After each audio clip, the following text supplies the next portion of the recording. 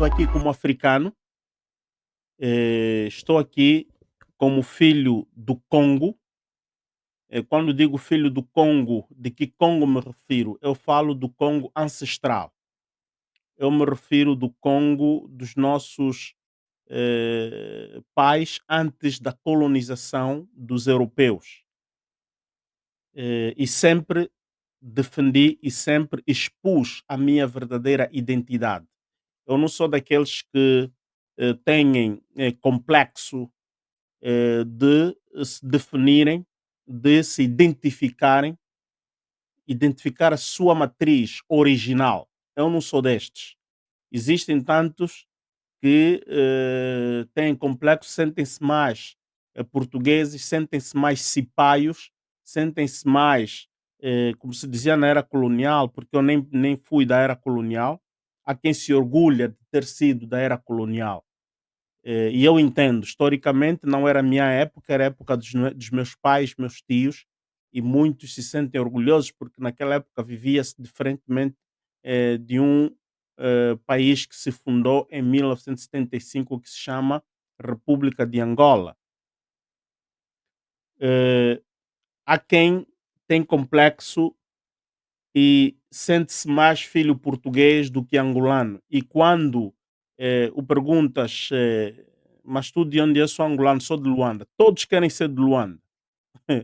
Esta, esta é a verdadeira narrativa. Um tempo, os irmãos angolanos do Sul, muitos tinham orgulho de serem do Sul, não é? Quem era do Mochico, Mochico não é Sul. Quem era do Quando Cubango, era Quando Cubango, que era de Cunene, Cunene, de Namibe, Namibe, Benguela, Bié, Wambo, Willa. Hoje, até estes irmãos, muitos deles já começaram, se influenciaram dessas, não é? Dessa complexidade, porque a discriminação, se tu não fores de Luanda, em Luanda tu não serás inserido, não és bem-vindo em certos circuitos, és discriminado. E quem são estes que cultivaram isto?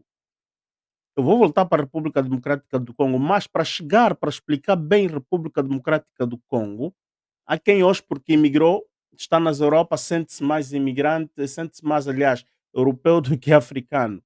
É um grande engano, é um engano à sua própria consciência, à sua genética.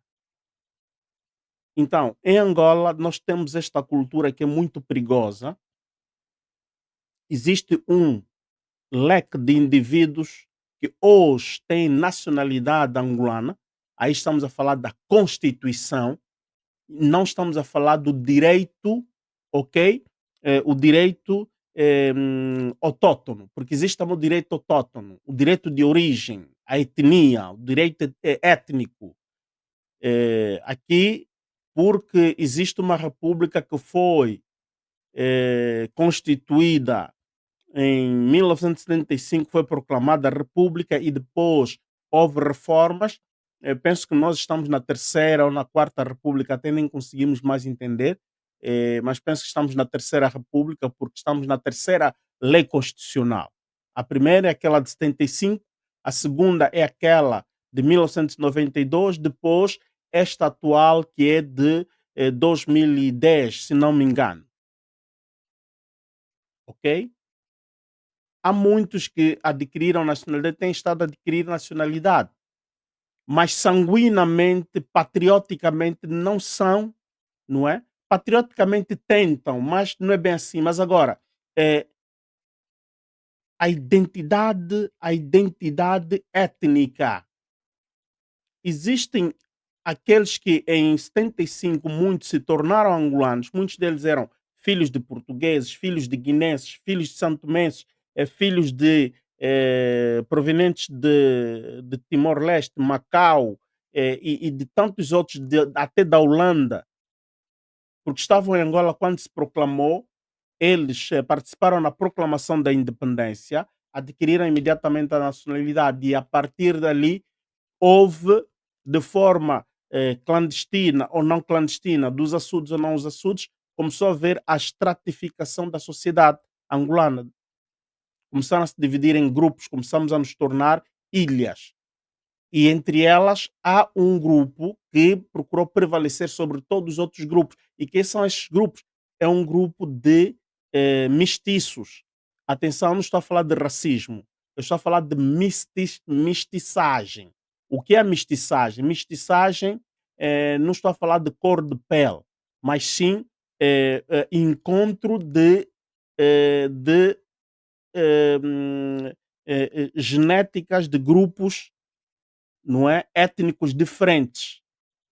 Me faço entender? Tu tens um avó guineense, o teu pai é fruto do avô guineense que casa com uma de origem de Mochico, da Luena, uma Chokwe, ou uma Bailunda, ou uma, digamos assim, Nganguela, ok? Este cruzamento fez nascer o teu pai, portanto, teu pai é mestiço. Não necessariamente o teu pai é branco, a tua mãe é preta, mestiço que é aqui. Não, o mestiço também pode ser isto. Pai guineense, mãe angolana, és um mestiço. És um mestiço africano, és um mestiço, não é? Mas são cruzamento de povos que vêm de várias origens. Mas atenção, na evolução das migrações, porque o homem, por natureza, é um nómada. As pessoas, né? Nós, os seres humanos, somos nómadas. Nascemos numa área, numa zona geográfica, não é? Numa localização geográfica, por causa da sobrevivência, luta da sobrevivência, a gente vai emigrando, a gente imigra e, ao imigrar, encontra-se outros povos e muitos desses povos cruzam-se. Outros povos ainda permanecem entre eles. Então, em Angola, quando houve a independência, houve um grupo de mestiços, guineenses, angolanos, outros eram só mesmo guineenses, os filhos dos portugueses que ficaram em Angola, alguns portugueses que ficaram em Angola, e por não serem autóctonos, com receio, mas eles influenciaram o grupo que tomou o poder em Angola, então começaram a propagar esta cultura, começando ainda na fase da luta da libertação, que havia aquele conflito entre o MPLA e a UNITA, em que os senhores Mac Mahon, para quem não conhece Mac Mahon é de origem holandesa. Mac Mahon era um propagandista do MPLA.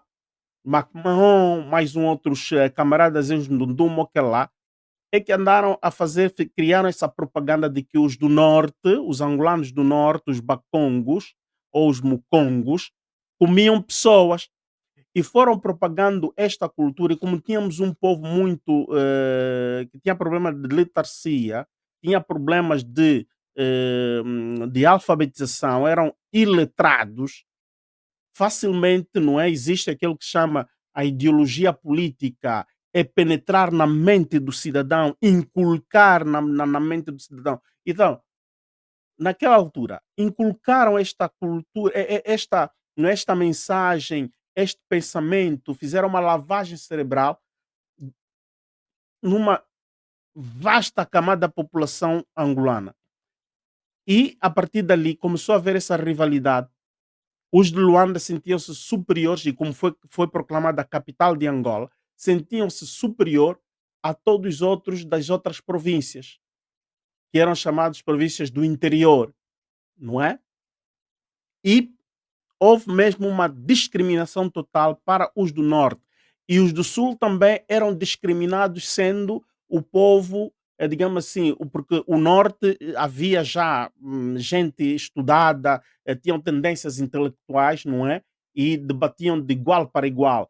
Já o sul, sendo uma região muito populosa de Angola, e era um povo com uma característica humilde, humilde, dócil ao mesmo tempo, é um povo muito respeitoso, um povo, não é? Pacífico. foram também discriminados e uma das outras razões que motivou uma das batalhas dos povos umbundos na luta da libertação e para a afirmação do povo angolano. Atenção, afirmação do povo angolano, independentemente se és do norte ou do sul. Savimbi um tempo, não estou aqui a fazer apologia por Savimbi, estou a explicar as razões históricas. Savimbi apresentou esta tese de que o povo do Sul é subjugado, é, é subalternizado, é tratado como o povo mais subalterno de Angola. E os trabalhos que se dava ao povo do Sul era o trabalho de limpar, não é, as ruas. E isto é uma pura verdade. Eu choro, caem-me lágrimas, porque quando eu era criança, ainda na província do Ije, quando estava a crescer, nos meus eh, 4 ou 5 anos, lembro-me, não é? E via as pessoas que se prestavam nos trabalhos, aqueles chamavam trabalhos comunitários, não é? Chamavam estes trabalhos, uma coisa assim, comunitários, não é? Aquelas pessoas que vinham varrer as ruas, recolher o lixo da cidade, na sua extra grande maioria, era gente do sul. Tu vias uma senhora com criança nas costas de manhã ali a varrer a rua com o cigarro e eles fumavam os cigarros mais baratos. Isto é para vos colocar a história e também bem aí, expondo o que não querem que tu saibas. Vamos começar a expor aqui verdades. Expondo aquilo que não querem que tu saibas. Eles fumavam o cigarro mais barato, dos cigarros fabricados em Angola. O cigarro mais luxuoso em Angola era o cigarro AC e o Senador. O AC era o top, depois tinha o Senador, que era e era até por mim, o Senador era mais luxuoso que o AC. Depois, entre o AC e o Senador, tinha o outro cigarro de marca, Juca, e Caricoco. Depois tinha um outro terceiro que me esqueci o nome. E esse o Juca e o Caricoco não tinham filtro, não é? Eram cigarros sem filtro. Era só tabaco envolto num papel branco e está. E eles vinham assim em maços grandes, assim, redondos, não é? Redondos, grandes, e eles eram divididos em dois andares. Já o maço do Caricó, do AC e do Senador eram 12 pacotes, não é? Pacotes de cigarro, que dava 12, não sei se era de 12 ou 24, já não me lembro. Então, o AC tinha filtro, então essas senhoras e esses senhores do Sul, principalmente as que varriam a rua eram as senhoras, fumavam esse cigarro. E como é que elas fumavam? Aqueles que têm filtro metiam na boca assim. E aqueles que não tinham filtro, epá, era difícil fumar desta forma, que é que elas tinham que fazer? A parte acesa, metiam na boca, dentro da boca, ok? Estou a dizer isso porque eu via e convivíamos com as pessoas e nós até éramos simpáticos com eles. Eles, quando as senhoras, quando vinham varrer a nossa rua, aquelas que tinham crianças um pouco mais crescidas com a nossa idade, liberavam as crianças para virem brincar conosco. Alguns vizinhos aceitavam que estas crianças brincassem, outros não. Graças a Deus, a minha família permitia que nós brincássemos com essas famílias. E o meu pai, como era comerciante, tinha lojas, tinha restaurante e tinha quinta, e muitas dessas pessoas também trabalhavam na quinta do meu pai. O meu pai sempre as tratou bem. E na altura tu podias fazer requisição de mercadorias no comércio interno. E o meu pai, conhecendo esta realidade, meu pai fazia sempre a requisição de cigarros, caricoco, juca, para ir oferecendo aos seus trabalhadores como, como é que chamavam? Não era o salário deles, mas lhes dava como, epá, esqueci o termo que se usava, um cabaz. Meu pai dava mensalmente, dava um cabaz nos seus operários agrícolas, ok? Dava sempre um cabaz, peixeco, levava roupa, e o meu pai não dava roupa fardo, dava roupa comprada mesmo. E atenção, naquela altura havia também essa coisa de requisitar roupas, não é? Sempre no comércio interno, roupas bem selecionadas, e meu pai dava a estas pessoas. Meu pai tratava humanamente estas pessoas. O meu pai permitia muitas das vezes, convidava essas senhoras que tinham as crianças para virem tomar chá conosco, portanto, fazer um matabicho conosco. Ok? E muitas delas depois entravam no nosso quintal, as senhoras lagrimavam, e imagine, na altura eram senhoras jovens, com as suas filhas, crianças, os maridos conduziam os tratores, recolhiam. Epá, prontos. São realidades que o nosso povo viveu, né? O meu pai e a minha mãe permitia que eles tomassem o pequeno almoço conosco, principalmente aos sábados, porque dias de semana tínhamos os horários, tínhamos que ir para a escola, mas eh, fins de semana, principalmente aos sábados, aquelas que vinham varrer a rua e tal, estavam escalados, os meus pais permitiam os filhos virem fazer matabicho conosco, e quando depois elas terminavam de fazer a limpeza, vinham para recolher os seus filhos, o meu pai oferecia para eles cigarros. Dava muito o caricoco, juca, é por isso que eu sei disso. Mas o meu pai o que é que fazia? Lhes dava também prêmio, lhes dava de vez em quando o assé, o senador. Quando meu pai lhes dava o assé ao senador, era uma grande festa para elas. A minha mãe preparava sempre um quilo de arroz e tal, um óleo, litro de óleo, dava. Isso tudo, por que que os meus pais faziam disso? Por que que os meus pais faziam isso? Tratavam bem estes nossos irmãos do Sul. E meu pai não nos permitia insultar estas pessoas. Os meus pais nos recomendavam chamar eles pelos nomes. Perguntávamos como é que se chamavam, quem se chamava Henriques, os senhores, né, o pai, a mãe, e tinham os seus nomes.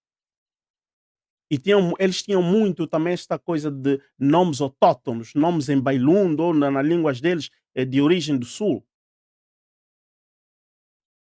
ok? Enquanto que os outros meninos na rua tentavam insultar, nós defendíamos estas crianças, essas senhoras. E nós muitas vezes tornávamos-nos sentinelas na nossa rua. Quando esses senhores viessem fazer a limpeza da rua, nós éramos, digamos, sentinelas para eles. E conseguimos, graças ao meu pai, e agradeço essa parte que meu pai nos transmitiu, conseguimos influenciar muitos dos nossos vizinhos, nossos amiguinhos, ok? E os mais velhos, quando viram que nós, as crianças, ficamos em sintonia, os mais velhos depois também começaram a dialogar e mudou a cultura na nossa rua.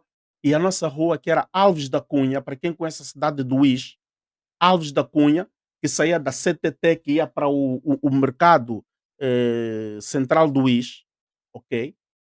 A partir dali, aquela rua era uma das ruas excelentes em termos de civismo na cidade de Luís, dos anos 83, 82 a 84, depois viemos para Luanda.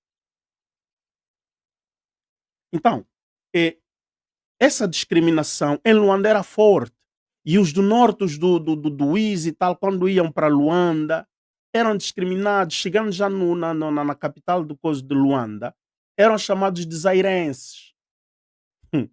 És do Luís, eras chamado de zairense. Vou explicar o porquê. Na luta da libertação,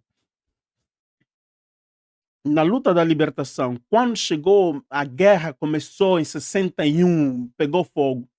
Muito angolano, não importa se era de Luanda, de Malás, do Sul, muitos que viviam naquelas zonas trabalhavam para os portugueses no norte de Angola, pegando da província do Zaire para a província de Malange, ou mesmo até chegar até nas Lundas, ok?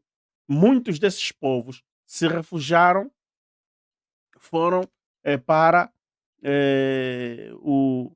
a República Democrática do Congo, mas muita gente mesmo, não pode imaginar quantos mil. E havia campos, de refugiados, campos de concentração de refugiados, todos bem registados e tal e quê. E como a guerra da libertação durou muito tempo, houve angolanos que ficaram lá 15 anos antes da independência. Imagina, desde 61, quando começaram a arrebentar bombas a napalmas, não sei o quê, muitas daquelas povoações fugiram. Antigamente essas cidades, Damba, Maquela do Zombo, Quimbele, Macocola, Bembe, o Songo, Negash, eram cidades bem construídas, asfaltadas, com jardim na cidade. O português tinha criado condições de vivência social, não é? Ecologia. Já naquela época, hoje essas cidades todas podres. Bom, não vamos entrar ainda nas críticas do nosso governo. Vamos falar desse aspecto social, não é? E estes povos angolanos que foram para o outro lado, ficaram lá 15 anos. Lógico, estás a conviver com o congolês, estás na terra do Congo, da República na época, era já Zaire, porque Mobutu já tinha dado golpe de Estado e tal. O Congo recebe independência no ano de 1960. Em 61, os angolanos começaram a entrar lá. Mobutu dá golpe de Estado lá para. Já não me lembro, é uma questão de vermos aí no Google, procurem tipo em 63, 65, Mobutu deu golpe de Estado. Eu penso que 61, 62, porque o Kasavubu não ficou muito tempo no poder. O senhor, o Patrício Lumumba ficou primeiro-ministro, também não ficou muito tempo. Tipo 3 anos ou 2 anos e meio, uma coisa assim, né? Mobutu deu golpe de Estado.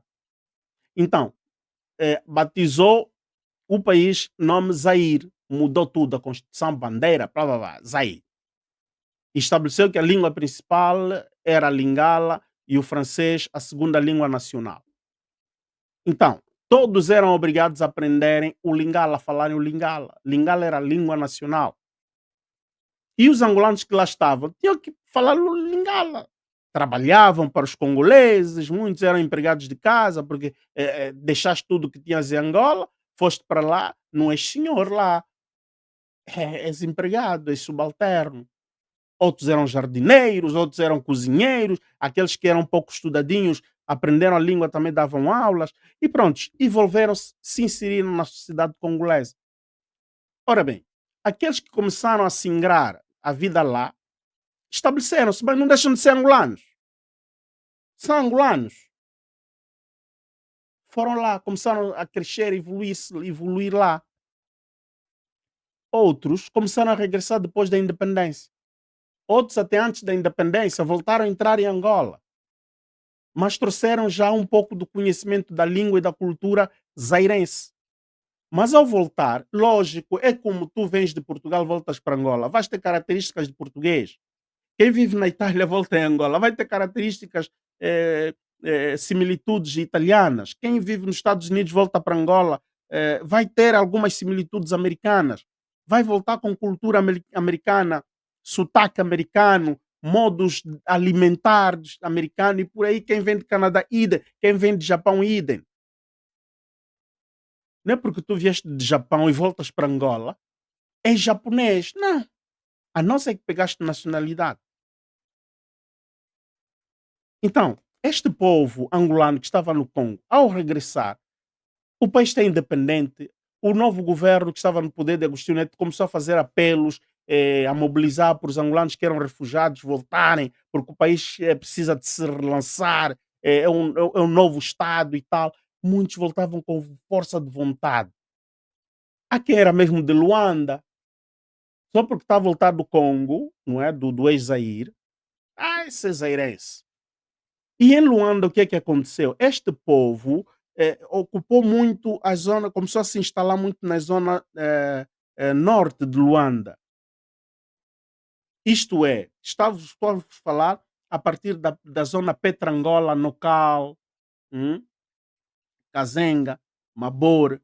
Portanto, Kazenga, Mabor está dentro do município de Kazenga. Vais pegar, quando falo de Mabor, estou a te falar, tem a Petrangola, tem a Mabor, a Petrangola, está a ver a famosa árvore,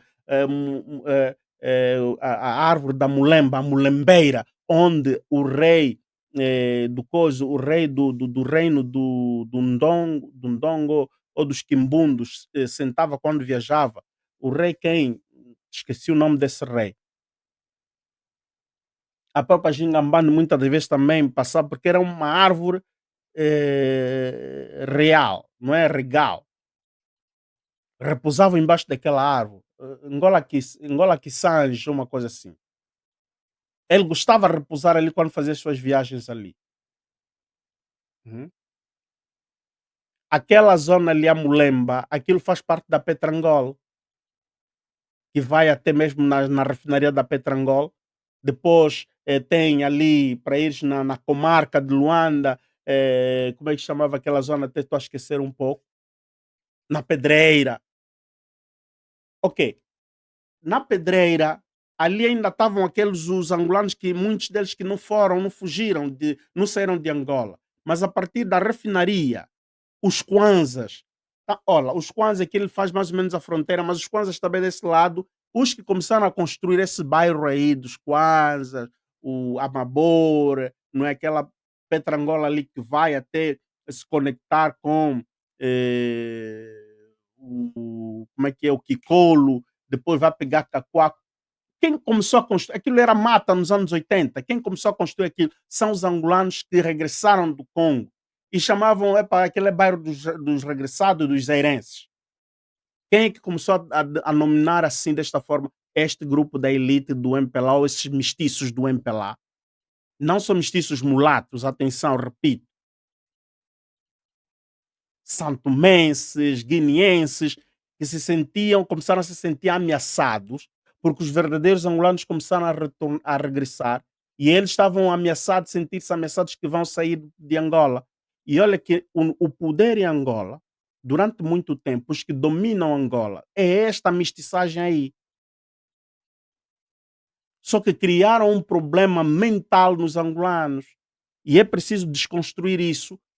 Todo angolano, de Cabinda ao Cunene, do mar ao leste, devemos nos reencontrar, devemos recuperar a nossa verdadeira identidade, nos localizarmos no tempo e no espaço, sabermos quem nós somos.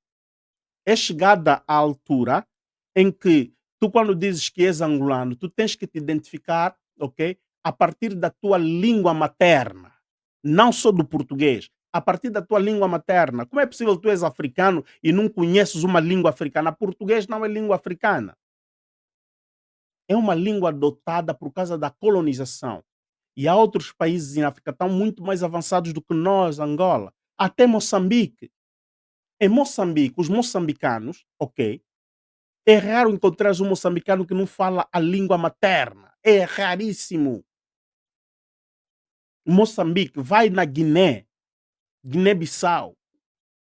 Eles falam o crioulo deles, têm lá as línguas deles, o Fula, não sei o que, falam. Vai em Santo Tomé, vais encontrar alguns santomenses também, santomenses que não falam o crioulo santomense. Esses aí também já são suspeitos. Vais em Cabo Verde, todos eles, não há um cabo-verdiano que não fala o crioulo de Cabo Verde. Só em Angola vais encontrar essa situação. Vais na África do Sul, se vais encontrar um sul-africano que não fala Afrikaans ou Zulu, ou uma outra língua deles. Em Angola, tu tens esse problema porque foi criado por esse grupo de camarada e originariamente pelos portugueses, porque os portugueses impediam a gente se comunicar nas nossas línguas maternas. Kikongo, Umbundo, Chokwe. E, repetindo ainda antes de tocar no Congo, para desconstruir essa história que o conflito do Congo é de Tutsis que não querem ser aceitos em Angola, Tutsis congoleses. Vou chegar lá. Vou lá chegar. Então prestem bem atenção. Já tive pessoas aqui a falarem do Congo, estão a falar só assim superficialmente. Mas hoje vou começar um capítulo. Hoje, esse aqui é um capítulo que está a começar para descrever realmente e para ajudar nós angolanos. E quero te pedir, hoje estás a começar este capítulo, acompanha até ao fim. Hoje é o número um, depois vou trazer o número 2, ok? E vamos avançar. Para nós nos localizarmos enquanto angolanos, muito angolano está deslocado, não sabe quem ele é, não se conhece. Ele só sabe que angolano fala português e pensa pelo falar português, e a angolano, o facto de ter o sotaque português, se sente superior aos outros angolanos. Só que ele até pode usar o sotaque português. O ter o sotaque português não é falar o português correto. Atenção, não é o teres o sotaque, a língua pesada como a dos portugueses, que estás a falar um português correto. Não.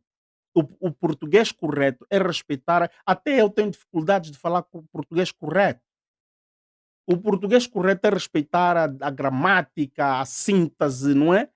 As regras da língua portuguesa. Eu tenho problemas. Um tempo falava bem português antes de vir para a Itália. Falava. Tirava notas altíssimas. 16, 17, 19. Nunca tirei 20, mas 19 cheguei a tirar 19 em português. Mas depois de 26 anos por aqui, epá, perdi um pouco o tato do português. Não perdi um pouco, perdi muito. Então, eh, devemos voltar a nos localizar. O povo do norte de Angola, muitos se enganam, pensam quando se diz povo do norte, estão só a ver o Is e a província do Zaire. E quando vem a província do Is e a província do Zaire, estão a ver aquela população que vive de forma indigente, pobres e tal. Atenção, que os povos do norte, tanto faz as do Is, do Zaire, eles têm história. Atenção que a província do Zaire era a capital do Reino do Congo, o município de Mbanza Congo. E eram populações privilegiadas do Reino do Congo. A chiqueria do Reino do Congo estava ali. A elite do Reino do Congo era ali. E era gente fina, não brinquem. Não brinquem. É o português que veio depois quer dizer, destruiu o nosso modus vivendi, o nosso estilo de vida da época. E levaram que o povo se tornasse tipo um povo, digamos assim, desaculturado, incivilizada, um povo tipo selvagem. Mas não, nós já usávamos tecido. E nós, o povo Congo, o povo Banto, não é? Vendeu cultura para o resto do mundo, ensinou o resto do mundo. Devemos conhecer de onde nós viemos, devemos ir cavar a nossa civilização, respeitar a nossa civilização e nos bater com outras grandes civilizações que existiram na face da Terra. Devemos ser orgulhosos de sermos Congos. O povo Congo não limita-se só na província do Is e província do Zaire e Cabinda. Não! O reino do Congo descia muito mais cá para baixo. Eu prometo, falando eu, muitas pessoas não vão querer dar crédito, não é? Mas eu vou trazer os nossos sábios, os nossos historiadores, que vão vir aqui para nos descrever exatamente e delinear o que era o Reino do Congo e o Império do Congo. Os quimbundos, os ndongos, até os umbundos, ok?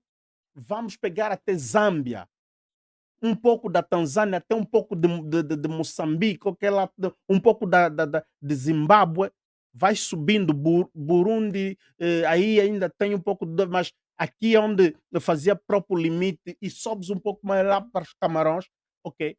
Isto é que era o Império do Congo, o Reino do Congo.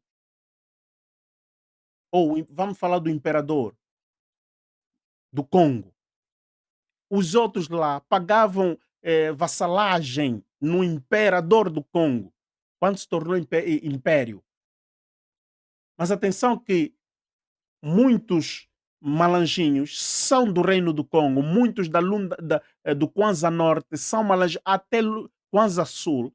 Se vocês forem naquelas populações autóctonas lá do profundo do Kwanza Sul, existe um quimbundo semelhante ao Kikongo. A província do Bengo, antigo Bengo, porque agora Bengo foi dividido em dois.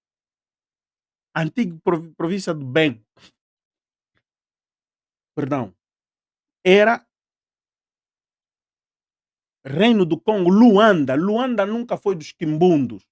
Luanda era dos congos.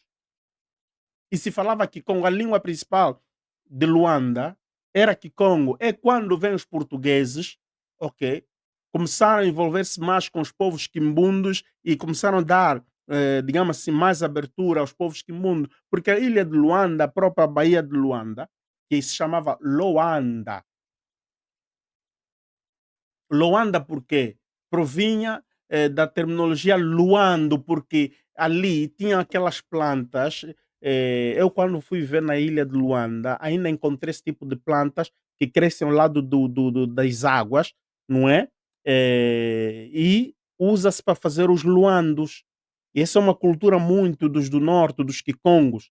Então, na Baía de Luanda havia muito dessas plantas e eles na altura existia ali esta indústria artesanal de fazer os luandos, que eram as nossas esteiras, não é, os nossos colchões da época. É por isso que se chamava Loanda, que era a indústria de Loanda, de que se faziam os luandos.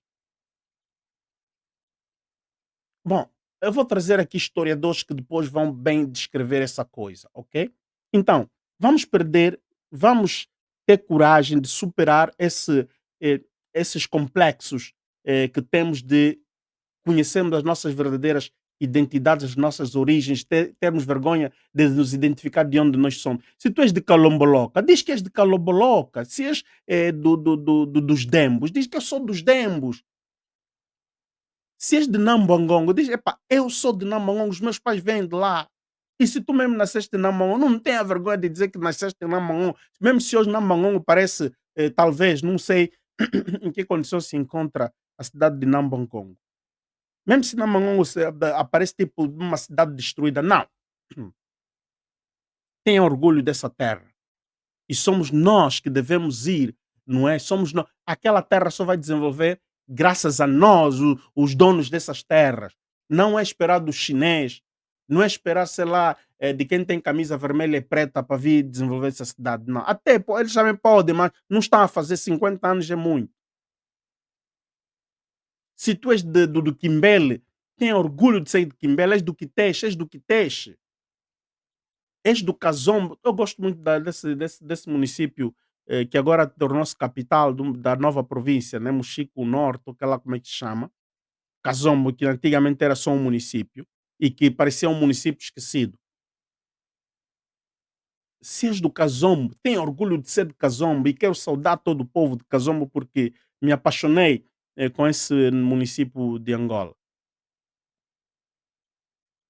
Se és do Kibala, do Ebo, no Kwanza Sul, conheço muito bem o Kwanza Sul. Não é? Eu explorei o Kwanza Sul depois da guerra. Quando terminou a guerra em 92, em 91, 92, yeah, eu comecei a viajar naquelas bandas.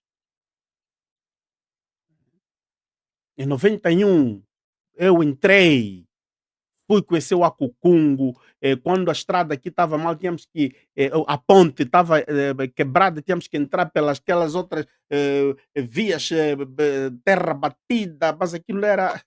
Tu passeis só do Akukungu para chegares até Kibala ou para chegares no Ebo, gastavas 4 horas de viagem.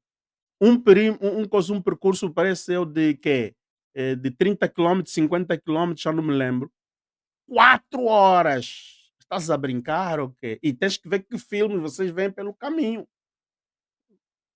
A roda cola, ai tal, o carro fica, cuidado todos descem, vamos empurrar o carro.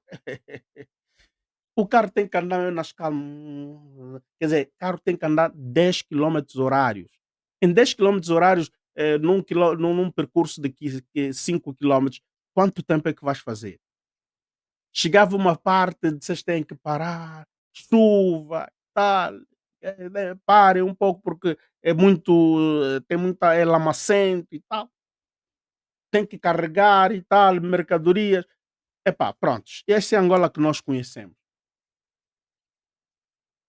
Então não tenhamos vergonha de pertencermos de identificarmos as nossas origens.